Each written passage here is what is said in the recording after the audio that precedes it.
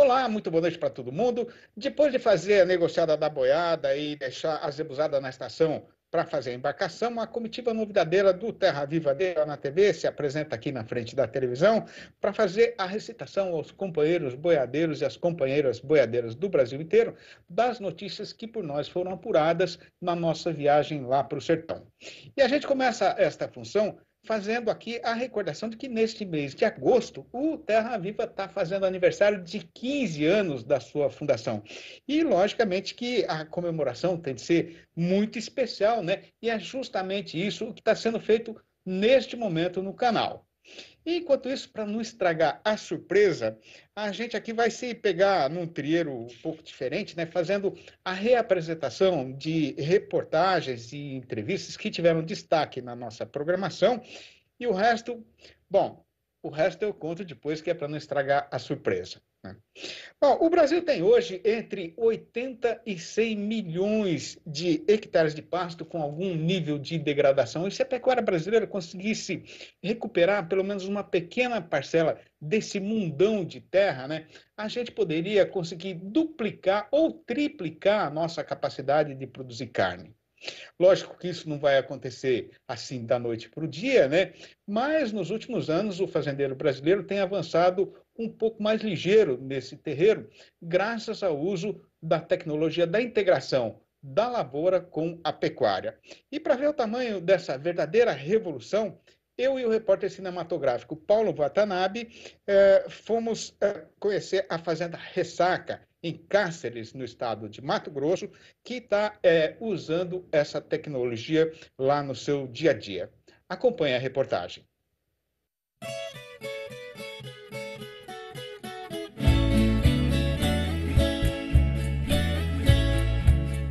Rio Paraguai, na língua guarani, significa Rio Grande, e os índios velhos que escolheram este nome em tempos imemoriais acertaram direitinho. Da nascente na Chapada dos Parecis, em Mato Grosso, até desaguar no Paranazão, muito mais lá para o sul, já em território argentino, esta profusão de águas vai levando vida e prosperidade num comprimento de nada menos que 2.621 quilômetros, mais da metade disso no Brasil, desenhando um pedaço da nossa fronteira com a Bolívia e atravessando ainda boa parte do Paraguai. Este ponto onde a gente está agora fica no sudoeste mato-grossense, uma região de transição no modo de falar dos técnicos, passando do Cerrado para o Pantanal, ou o contrário, dependendo do lado para qual está indo o viajante, é lógico, né? Agora imagine, um amigo, como era este lugar na segunda metade do século XVIII. Além da imensa floresta praticamente virgem, o que tinha de gente eram os índios bororos do lado de cá do rio e os tiquitanos na banda de lá, pertencente à vizinha Bolívia. Mas já tinha também um bom tanto de súditos da rainha Dona Maria de Portugal, que ainda era senhora do Brasil, e também do ouro que esse povo tirava das minas lá da região. O problema é que naquela época nem todo mundo gostava de pagar impostos, e muitos desses pioneiros preferiam contrabandear para fora dos domínios de Sua Majestade as riquezas produzidas aqui. Pois foi para pôr um paradeiro nisso que, no ano de 1778, o quarto governador-geral da capitania de Mato Grosso, Luiz de Albuquerque de Melo Pereira e Cáceres, mandou fundar aqui um povoado, batizado primeiro como Vila Maria do Paraguai, justamente para homenagear a dona da coroa lusitana. Hoje, faltando pouco para completar seu aniversário de 240 anos, Cáceres é um dos maiores e mais importantes municípios matogrossenses, com uma população de 91 mil habitantes. Mas se a conversa for a respeito de boi e boiada, aí a abrangência da questão deixa de ser estadual e passa a ser nacional, porque, de acordo com o IBGE, que é o Instituto Brasileiro de Geografia e Estatística, o rebanho cacerense é o quarto maior do Brasil, com 1.083.000 cabeças de gado. Uma boa parte da história da região foi vivida e acontecida aqui na Fazenda Ressaca, que atualmente pertence ao grupo Grindene, conforme conta o Wilson Correia, diretor de agropecuária da empresa. Nós temos um registro a partir de 1870. Até lá nós chegamos, na história dela, até 1870, que é uma família Vila Torres, que era dona disso aqui. E depois fizeram uma sociedade com uma outra família também, e é onde começaram a produzir açúcar e farinha, até chegando ao ponto da Segunda Guerra Mundial. Também existe alguns comentários da Primeira Guerra Mundial. Essa região também tinha muita produção de charque, né? Justamente para abastecer tropas também durante a Segunda Guerra, né, Wilson? Exatamente, nesse período mesmo, você andando mais um pouco aí para baixo no Rio Paraguai, você vai encontrar uma região chamada Descalvado, e é onde tem algumas relíquias lá ainda guardadas lá, estão mantendo lá.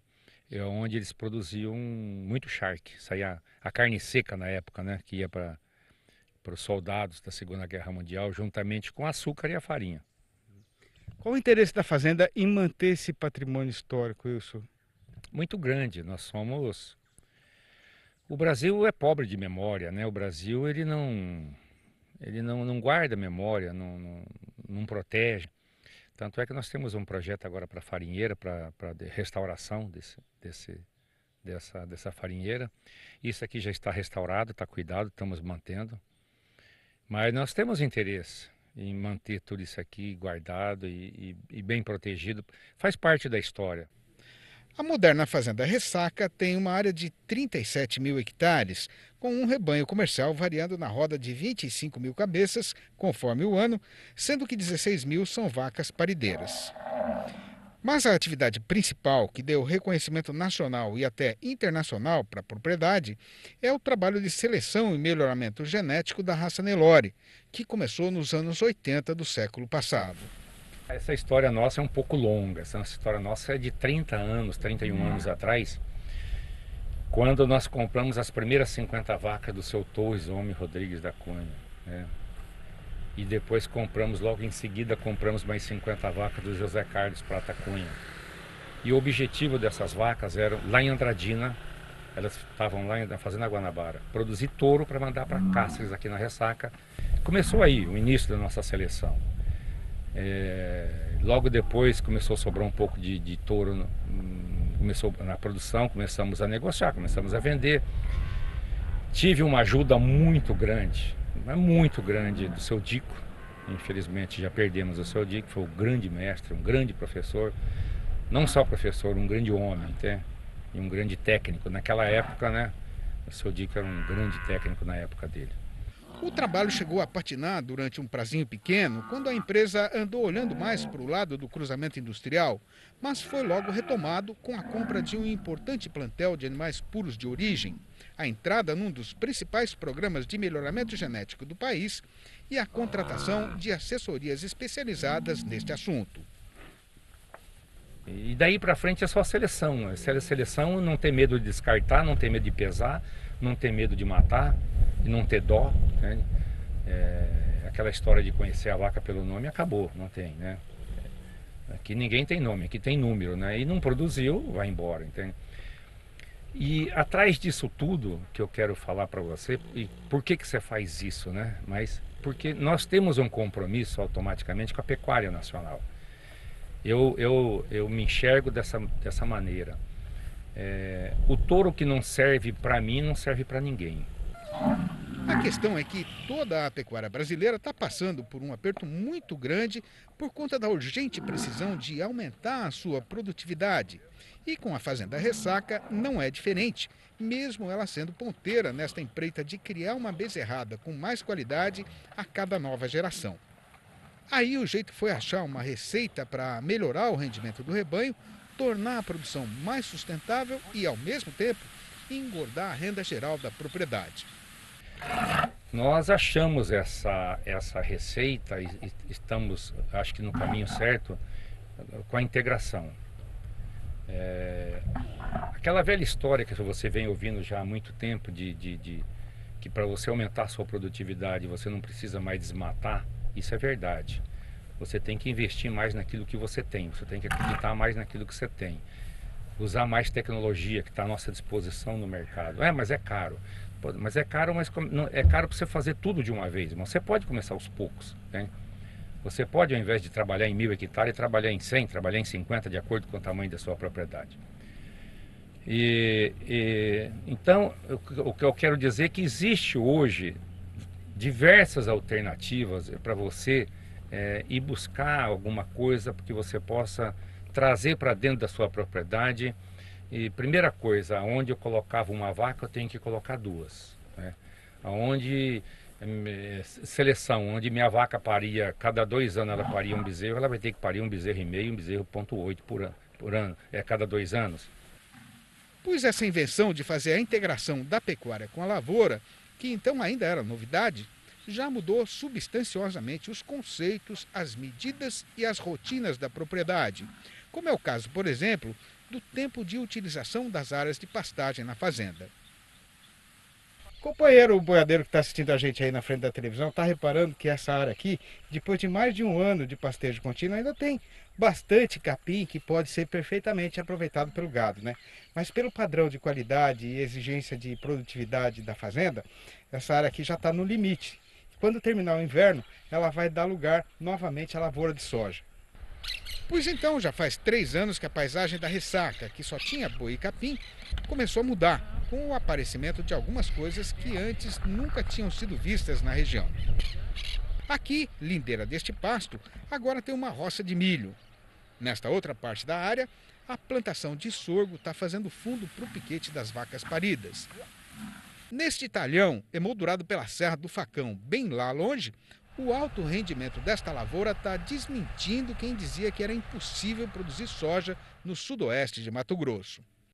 E contrariando o povo que achava essa empreitada muito arriscada e duvidosa, agora já está provado que, na hora de fechar as contas da fazenda, a combinação disso está sendo altamente lucrosa.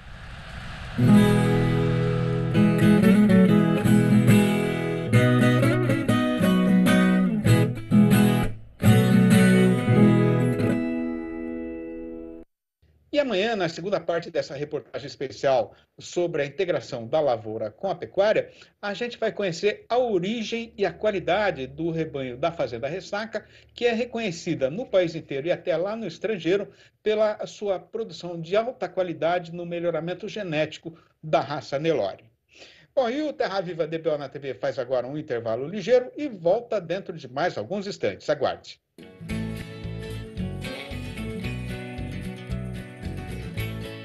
Oportunidade especial para você que não conhece ou faz tempo que não vê a revista DBO. Entre no site portaldbo.com.br/exemplar grátis e peça já a sua edição de cortesia. Leia a revista DBO e saiba porque ela é a publicação mais lida e respeitada na pecuária de corte.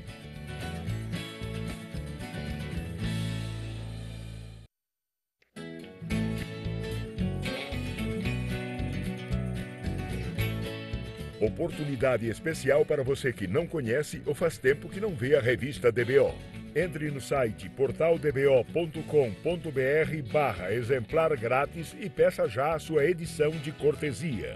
Leia a revista DBO e saiba porque ela é a publicação mais lida e respeitada na pecuária de corte.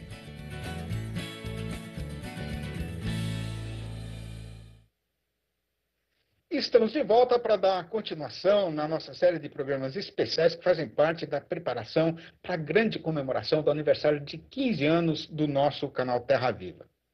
Bom, o companheiro boiadeiro já adquiriu perfeita sabedência de que só quem se pegar firme com tecnologia e ciência vai ter lugar reservado na jardineira que vai levar a pecuária brasileira daqui para o futuro num trilheiro seguro, né? E nessa quadra da história em que a gente está, com a lucratividade ficando cada vez mais apertada, né, o jeito de continuar lidando no eito é entrando logo na modernidade com genética e tecnologia para melhorar a qualidade da boiada. E para saber como é que isso está mudando o dia a dia das fazendas de corte no país, eu conversei com a doutora Letícia Mendes de Castro, que é médica veterinária e responsável pelo setor de transferência de tecnologia da ANCP, a Associação Nacional dos Criadores e Pesquisadores. Acompanhe a entrevista. Letícia, eu queria que você falasse um pouquinho para a gente, para começar a nossa prosa, né? Qual é a importância do uso da genética na rotina das fazendas, no dia a dia das fazendas, num momento como esse que a gente está vivendo na pecuária brasileira, né, de altíssima competitividade e de lucratividade sempre cada vez mais apertada, né?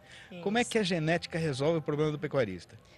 Olha, a genética ela vai entrar como uma ferramenta em que justamente vai ajudar o criador a chegar num aumento da produtividade para ele conseguir competir. Porque, vamos supor, o criador, agora no mercado ele precisa produzir mais, né? Cada vez mais rápido e às vezes naquele mesmo espaço, né, de terra que ele tem. Então ele não vai ter como inserir mais animais, então aqueles animais que ele já possui vai ter que produzir mais. Então a genética, por exemplo, uma fêmea que por uma seleção genética, ela começa a parir mais cedo na vida, isso significa que ela vai ter, por exemplo, um bezerro a mais no fim da vida dela, ou até dois, dependendo da precocidade aí que ela tem. Então, a esses 2 bezerros a mais, isso é uma receita da fazenda. E isso seria uma. Agora, imagina em números, né? Em 100 matrizes que ele tiver, cada uma com 1 bezerro, 2 bezerros a mais. Então, com a genética, é possível ele selecionar para essa característica e aumentando aí a produtividade da fazenda, né? Então é uma ferramenta que para quem quer competir e no mercado hoje em dia é uma ferramenta essencial. Você falou em precocidade, né, das vacas principalmente, né? A gente pode falar num padrão ideal hoje, em que idade, né, que a novilha já está pronta para entrar na reprodução? Olha, hoje em dia com a seleção, a gente encontra inclusive fêmeas aí que já estão parindo com 24 meses, inclusive, que a gente considera como precocinhas.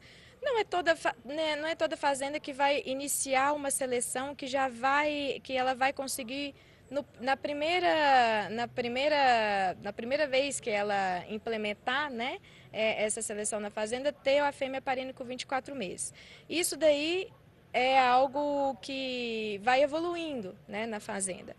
Mas essas precocinhas, né, elas chegam a então emprenhar aí com 14 meses, está emprenhando, né? Aí com toda certeza com essa seleção ele já implementa 1, 2 bezerros aí. Mas assim, a média do atual do programa, né, do programa tanto da NCP e acredito até mesmo dos demais programas, está em torno dela iniciar a aparição com 36 meses, né, porque essa média já é de animais assim selecionados, né. Então, assim, falar uma data, um mês assim, né, que seria ideal para ela já começar a emprenhar, vai depender da seleção dentro da fazenda. Se as fêmeas têm capacidade para ser precoces, elas podem sim iniciar emprenhando aí com 14 meses e aí gerar aquelas fêmeas que seriam precocinhas. Bom, em termos de acabamento de macho também, né? De você levar um animal para o ponto de abate, o Brasil evoluiu muito nesse sentido nos últimos anos, né, Letícia? Como é que está hoje a média e qual deveria ser ou qual é o ponto ideal que a gente teria ainda que atingir? Porque cabe mais evolução ainda, né? Não, com toda certeza, a gente sempre tem que caminhar olhando aí, né, para sempre melhorar mais. Eu acho que assim, quem pode definir o que é uma média assim, atual ou o que será no futuro, na verdade quem define é o próprio mercado, né? A seleção aí para carcaça, vamos supor, cobertura de gordura, né? Algo assim, é algo que às vezes um frigorífico vai premiar, né? E aí ele precisa daquele mínimo de gordura, tal. Então o pessoal tem que incorporar isso nos animais que vão ser batidos. Então isso seria o que o mercado for definindo, né? Eu acho que está aí na seleção do criador para ele não ficar de fora, né? E poder competir aí no mercado. Né? Então, acho que essa poderia ser uma boa definição, é porque a gente não tem como colocar um número, né? Porque não é assim uma receita de bolo. É o suficiente o que o mercado pede, é aquilo que vai trazer um retorno aí para o criador. Eu ia te perguntar exatamente isso, né? Quer dizer, uma seleção genética, um programa de seleção de melhoramento genético, ele nunca vai ser uma receita de bolo, né? Exatamente. Porque você tem um país do tamanho que o Brasil tem, né? Você tem diferentes ambientes e tal. Como é que você faz, digamos, a fórmula para cada fazenda, para cada região? Então, assim, não é uma receita de bolo, justamente por isso, né? Além de cada região, ainda tem algo que tem os objetivos da fazenda, né? Então, normalmente a gente tem que conversar com o criador, ir até a fazenda dele, ver quais são os objetivos, como que está a região, se também a parte ambiental que a gente pode controlar, que seria pastagem, né? Que seria aí a parte sanitária dos animais, como ectoparasitas, vacinação, se tudo isso ele já consegue controlar, né? Para a gente poder trabalhar a parte genética. Mas aí a partir daí a gente vê quais são os objetivos da fazenda, né? Tem fazenda que quer produzir gado para abate, um maior rendimento de carcaça, pois ele vai colocar aqueles animais selecionados, aquela genética, vão colocar em animais cara limpa, né, para ir para abate. Outros já querem produzir tourinhos selecionados, né? Outros já estão assim, precisando melhorar a habilidade materna do rebanho. Outros já estão precisando melhorar a precocidade do rebanho. Então, a partir dessa conversa com o criador, a gente tem os objetivos da Fazenda em mente, aí sim a gente pode passar para os critérios de seleção, que são ver quais são as ferramentas e características que nós vamos utilizar para selecionar, né, aí na fazenda, né, para chegar a atingir esse objetivo de seleção do criador. Letícia, apesar de tudo que a gente avançou no Brasil em termos de melhoramento genético, a gente ainda tem uma quantidade enorme, muito grande, de pecuaristas que ainda usam boi cabeceira de boiada para cobrir suas vacas, né? Como é que a gente faz para diminuir essa quantidade de produtores que não estão ainda conscientes do valor do touro melhorador? Olha, eu acho que aí é mais a gente tem que assim, empenhar mais na divulgação, né? Aí na transferência de tecnologia, tentar repassar, né? Os resultados que a gente anda tendo nas fazendas, né? Que estão utilizando o melhoramento, que estão utilizando o touro melhorador, os resultados que eles estão tendo em termos de produção e em termos de lucratividade. E às vezes essas fazendas que não estão selecionando, elas não estão conseguindo competir no mercado e vendo essa alta produtividade, né, que está tendo aí com o melhoramento, elas consigam entender que tem que começar a utilizar isso. Então é algo que eu até acho que pode ser um papel assim do técnico agropecuário, dos programas de melhoramento, em mostrar para o comprador de genética, né, o comprador do bezerro de corte, que eu acho que é ele que é o consumidor, né, do pessoal que utiliza, né, o melhoramento genético, a entender o que ele vai ganhar, né, aí em termos de rendimento e lucratividade fazendo o melhoramento. E o Terra Viva DBO na TV de hoje vai ficando por aqui, mas na despedida a gente deixa a promessa firme de voltar amanhã, nos nossos horários de costume, às 6h30 da manhã e às 7h45 da noite. Um abraço para todo mundo e até lá então.